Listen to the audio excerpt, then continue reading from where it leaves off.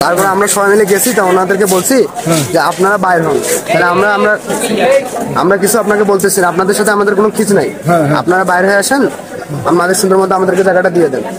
তারপর অনেকবার বলার পরে উনি বাইর হচ্ছিল না, মানে ঝামেলা করতেছিল। তারপর এলাকার লোকজন আসে ঝামেলা করতেছিল। তারপর হঠাৎ করে তখন সবাই মিলে আমরা জিনিসপত্রগুলো বলতেছি আপনাদেরকে যেখানে নিয়ে যাওয়া উচিত আমরা নিয়ে যাই দেবো জিনিসপত্র। আমরা কিসের দোকান ছিল ওটা?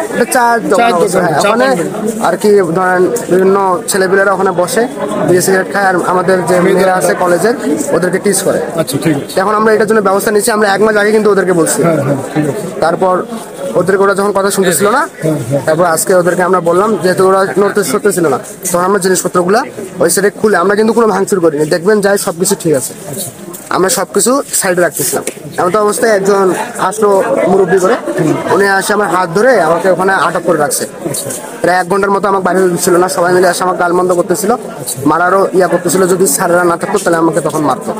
তারপর হঠাৎ করে একজনের হাতে চাপাতি ছিল, ওখানে আসছিল, বাঁশ দিয়ে হিট করছে আমাদের ছেলেদের উপরে।